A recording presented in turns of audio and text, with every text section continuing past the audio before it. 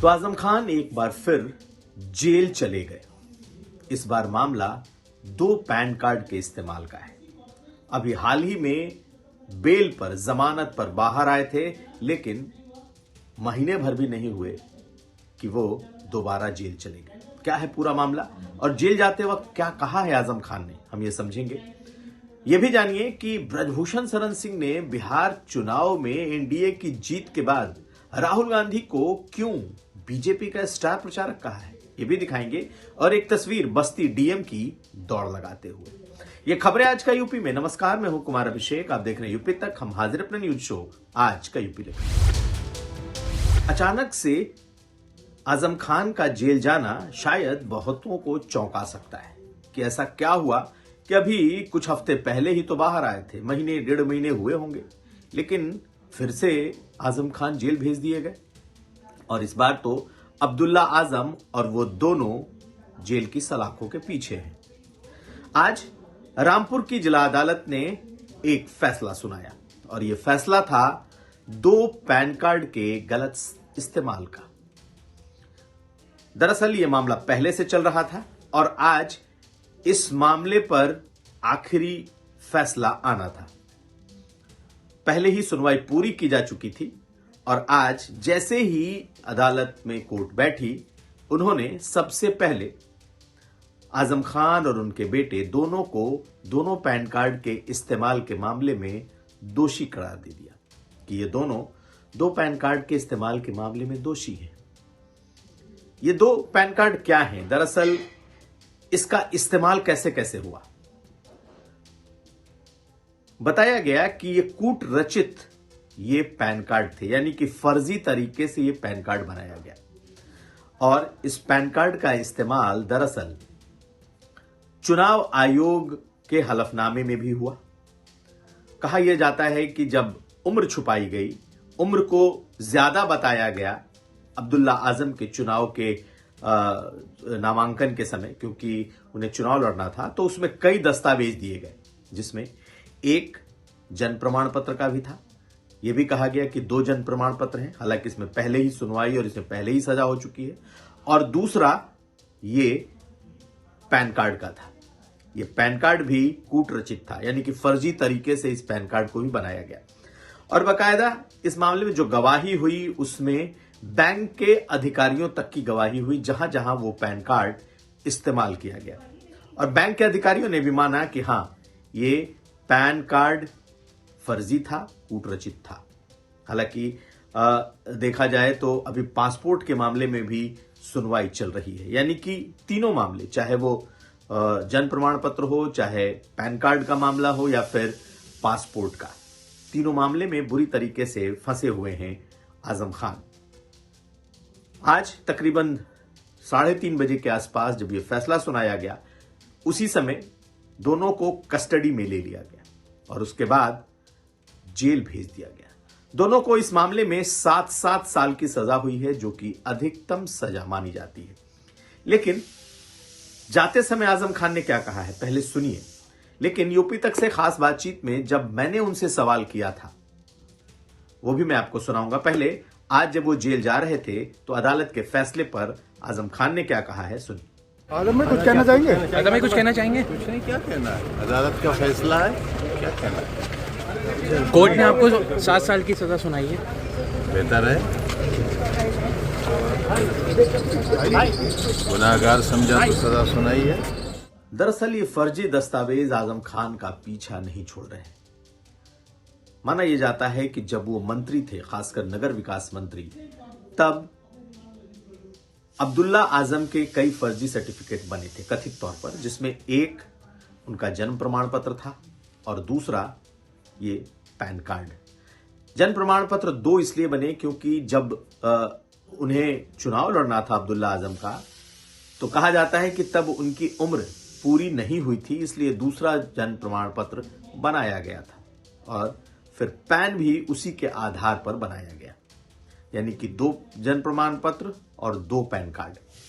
और इन्हीं मामलों की सुनवाई पिछले काफी वक्त से चल रही थी। अलग अलग मामलों में आजम खान कई बार जेल जा चुके, ज्यादातर मामलों में उन्हें बेल मिल चुकी है, लेकिन इस मामले में अब वो फिर जेल जा चुके हैं। लेकिन कुछ दिन पहले यूपी तक ने उनसे खास बातचीत की थी और इस बातचीत में जब उनसे जन्म प्रमाण पत्र और खासकर दो जन्म प्रमाण पत्र और पैन कार्ड के बारे में मैंने खुद सवाल किया था तो उनका जवाब क्या था, सुनिए। वो यहां तक कहते रहे कि उस वक्त के वीडियो भी मौजूद हैं जब मेरा बेटा पैदा हुआ था। तो झूठ बोलने का तो सवाल ही नहीं। खैर, उनके दावे हैं, पहले उनके बयान को सुनिए। और जहां तक पैन कार्ड और डेट ऑफ बर्थ का सवाल है, आप किस चीज को मानेंगे?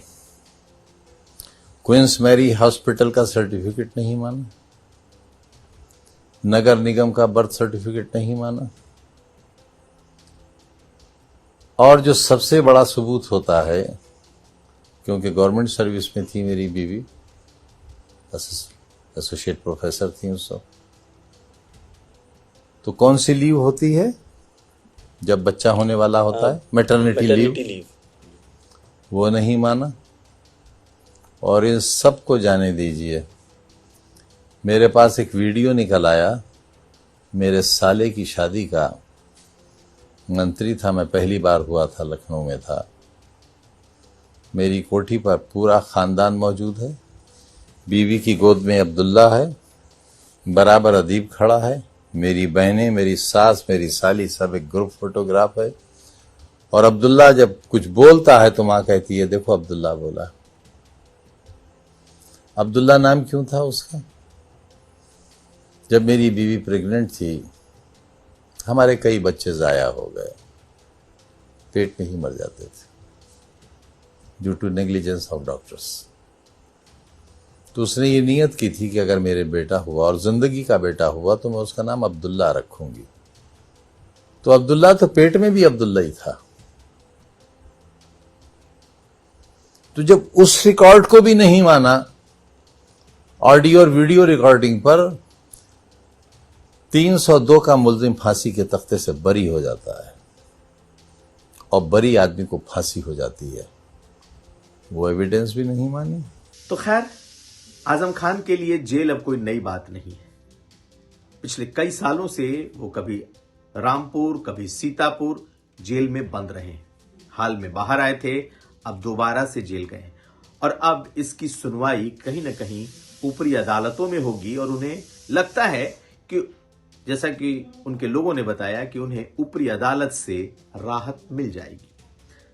लेकिन इस पूरे मामले को उठाने वाले आकाश सक्सेना, जो कि बीजेपी के वहां से विधायक हैं रामपुर से, उन्होंने क्या कहा है, उनको भी सुन लीजिए। सिर्फ इतना ही कहूंगा कि सत्य की जीत हुई है और जिस तरीके के कुकर्म जिसने भी किए हैं, आज उनको उसकी की है सजा। न्यायपालिका पर हमें हमेशा से पूरा विश्वास रहा है और आज के फैसले का भी हम पूरी तरीके से स्वागत करते हैं। तो आजम खान के लिए राहें आसान नहीं हैं। एक तरफ जेल से आने के बाद उनकी सियासत साफ दिखाई दे रही थी कि अपनी दोबारा सियासी पारी शुरू करने के लिए वो जद्दोजहद कर रहे हैं। वो लगातार सियासत में, जो इतने सालों में जेल में रहे, जो चीजें छूट गई हैं उसको दोबारा से एस्टैब्लिश करने, रामपुर को वापस अपने सियासी तौर पर अपने कब्जे में लेने की एक छटपटाहट दिखाई दे रही है। लेकिन पैरेलल यानी कि समानांतर तौर पर चल रहा है उनका मामला और उनके मामले में वो लगातार जेल में रह रहे हैं। ऐसे में कहीं ना कहीं कमजोर भी हैं आजम खान, लेकिन शायद चेहरे पे शिकन नहीं आने देते। अगली खबर।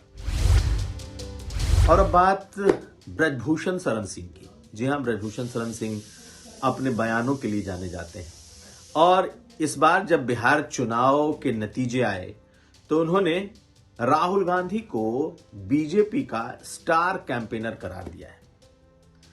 आज एक कार्यक्रम में बोल रहे थे ब्रजभूषण शरण सिंह और उन्होंने यह भी कहा कि जब तक राहुल गांधी कांग्रेस पार्टी के अध्यक्ष हैं या फिर कांग्रेस के लिए कैंपेन कर रहे हैं, तब तक बीजेपी को कोई नहीं हरा सकता, क्योंकि वो एक्चुअल में बीजेपी के स्टार कैंपेनर हैं। उनकी बातें, उनके बयान बीजेपी को जितवाने के लिए काफी हैं और जिस तरीके के बयान वो देते हैं वो अपने आप में बीजेपी को मदद करने के लिए काफी है। तो उन्होंने कहा है कि राहुल गांधी बीजेपी के स्टार कैंपेनर हैं। सुनिए उनको। हालांकि लालू यादव के पारिवारिक विवाद पर उन्होंने कुछ भी बोलने से मना किया, लेकिन राहुल गांधी को वो बीजेपी के स्टार कैंपेनर बता रहे हैं। सुनिए ब्रजभूषण शरण सिंह को।